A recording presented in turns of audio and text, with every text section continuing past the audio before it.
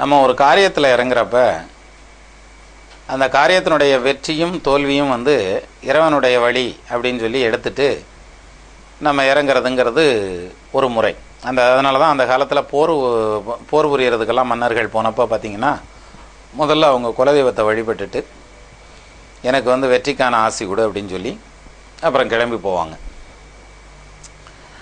அப்போ அந்த வேகம், மனசளவில் அந்த வேகம் இருக்கணும். வெற்றி பெற்று விடுவோம் அப்படிங்கிற அந்த ஒரு வேகம் வந்து இருந்தால் தான் ஜெயிக்கவே முடியும். இல்லாட்டி எதிர்த்து வரக்கூடிய படை வந்து சின்ன படையாக இருந்தாலும் மிகப்பெரிய சேனையாக இருந்தாலும் அதை அந்த இடத்துல வந்து வெற்றிங்கிறது வந்து எதை நோக்கி நிற்கும்னா அந்த எதிர்த்து போராடக்கூடியவர்களுடைய மனசில் இருக்க தன்னம்பிக்கையில் இருக்குது. இந்த வெற்றிங்கிறது வந்து அந்த தன்னம்பிக்கை பெற்ற ஒருவன் முழு மனசோடு அந்த போர்லையோ செயல்லையோ இறங்கினா நிச்சயமாக அந்த காரியம் வந்து வெற்றி அடையும். அலெக்சாண்டர் வந்து உலகம் பூரா தன்னுடைய ஒரு குடையின் கீழே கொண்டு வரணும்னு சொல்லிட்டு மிக பெரும் படையெடுப்பை நடத்தினார். கிரேக்க பேரரசுங்கிறது வந்து அப்போ கிட்டத்தட்ட இந்தியாவுக்குள்ளேயே வந்துட்டாங்கல்ல. பஞ்சாபை தாண்டி வர்றப்ப தான் மௌரிய பேரரசில் வந்து அதை தடுத்து நிறுத்துகிறாங்க. அப்போது இந்த அலெக்சாண்டர் வந்து ஒரு ஸ்டேஜில் வந்து திருப்பி ஊருக்கே போகலை. அவர் அங்கேருந்து ஒவ்வொரு நாடாக வென்றுக்கிட்டே வந்தவர் இந்தியாவோட வந்துட்டு ரிட்டர்ன் போகிறப்ப அதோட முடிஞ்சு போனார். ஆள் காலி. அவருடைய காலத்திற்கு பின்னால் அதே சேனைகள், அதே தளபதிகள், அதே போர் வீரர்கள், அதே படைக்கலன்கள் எல்லாமே அப்படியே இருக்குது. தலைவன் மட்டும் இல்லை. இப்போ என்ன ஆகிடுதுன்னா அந்த கிரேக்க பேரரசு வந்து கொஞ்சம் கொஞ்சமாக சுருங்க ஆரம்பிச்சிருச்சு. அப்போ இந்தியாவுக்கான கவர்னராக ஒருத்தரை நியமிச்சுட்டு போகிறாங்க. அந்த கவர்னரை அவங்க ஆளுகளே காலி பண்ணுறாங்க. அது மாதிரி ஒவ்வொரு நாட்டிலையும் ஒவ்வொரு இடத்துலையும் அந்தந்த பக்கத்தில் இருக்கக்கூடிய சிற்றரசர்கள் எல்லாமே வந்து அந்தந்த நாட்டின் மீது போர் தொடுத்து அந்த கிரேக்க பேரரசனுடைய அந்த எல்லையை வந்து கொஞ்சம் கொஞ்சமாக சுருக்கி ஒன்றுமே இல்லாமல் பண்ணிட்டாங்க. இதுக்கு ரொம்ப காலமெல்லாம் பிடிக்கல. கிட்டத்தட்ட அலெக்சாண்டர் இறந்து 20 வருஷத்துக்குள்ளேயே அந்த பேரரசு அத்தனையும் வந்து உடஞ்சி போகிற அளவுக்கு மிக வலுவாக போயிடுச்சு, வீக் ஆகிடுச்சு. அப்போ அதுக்கு என்ன காரணம்? மனசில் வந்து இருக்கிறவங்கள்ட்ட அந்த உத்வேகம் இல்லை. அலெக்சாண்டர் அளவுக்கு உத்வேகம் இல்லைன்னு தான் அர்த்தம். மிகப்பெரிய போர் நடந்துகிட்ருக்குது 2 நாடுகளுக்கு இடையில்.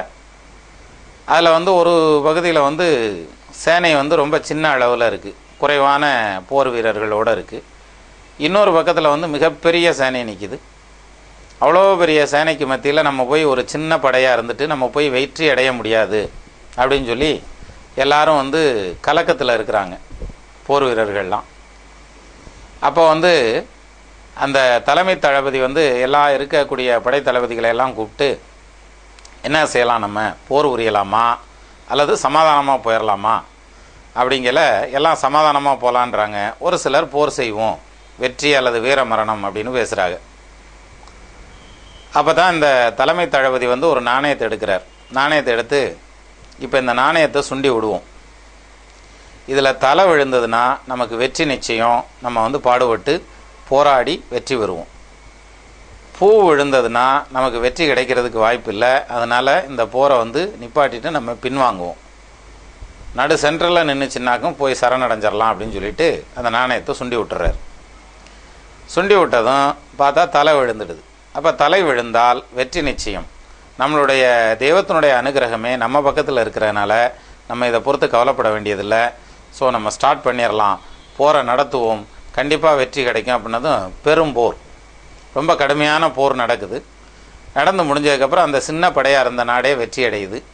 அதுக்கப்புறம் அந்த தளபதிகள் எல்லாம் வந்து தன்னுடைய தலைமை தளபதியை பார்த்து நம்ம தெய்வம் வந்து நமக்கு சரியான வழி காமிச்சிருச்சு, அதிர்ஷ்டம் நம்ம பக்கம் இருந்திருக்கு, நீங்கள் சுண்டி விட்ட நாணயம் வந்து கரெக்டான பதிலை எடுத்து கொடுத்துருக்கு, அதனால் நம்ம வெற்றி அடைஞ்சிட்டோம், நல்ல வேலை நம்ம இந்த நாணயத்தை சுண்டி பார்க்காம இருந்திருந்தால் நம்ம வந்து தோல்வி அடைஞ்சதுக்கு சமமாக வந்து விட்டுட்டு ஓடிருப்போம்ல அப்படின்னு சொல்லி அவங்க வந்து சொல்கிறாங்க.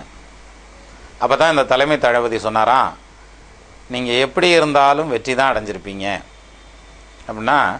ஏன் அப்படி சொல்கிறீங்க அப்படின்னா, நான் சுண்டி விட்ட காசில் 2 பக்கமுமே தலை தான் இருக்கும், பூ இருக்காது.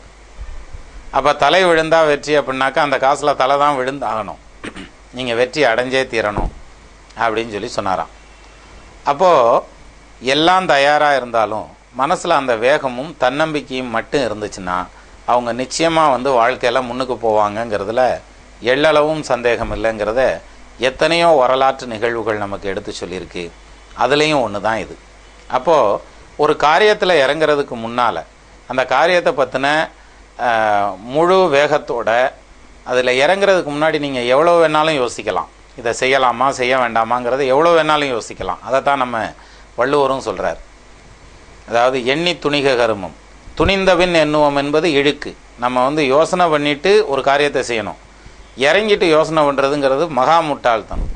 அப்போ அந்த காரியத்தில் இறங்குறதுக்கு முன்னால் வினை வலியும் தன் வலியும் மாற்றான் வலியும் துணை வலியும் தழிந்து செயல் அப்படின்னா உங்கள்கிட்ட இருக்க பவர், எதிராளிகிட்ட இருக்க பவர், அவங்களுக்கு துணைக்கு வர்றவங்க, நமக்கு துணைக்கு வர்றவங்க, நம்ம செய்ய போகிற காரியத்தினுடைய வலு எல்லாத்தையும் பார்த்துட்டு இதையெல்லாம் எண்ணி பார்த்து துணிக கருமம் அதுக்கப்புறம் அந்த வேலையை போய் செய்ய அப்படின்னு சொல்லி நம்ம கவிஞர்களே சொல்லியிருக்காங்க.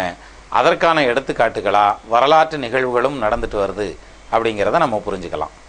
அப்போது ஒரு காரியங்கள் செய்கிறதுல தன்னம்பிக்கையோடு, அது எந்த காரியமாக இருந்தாலும் தன்னம்பிக்கையோடு இறங்குனா நிச்சயமாக வாழ்க்கையில் வெற்றி நிச்சயம்.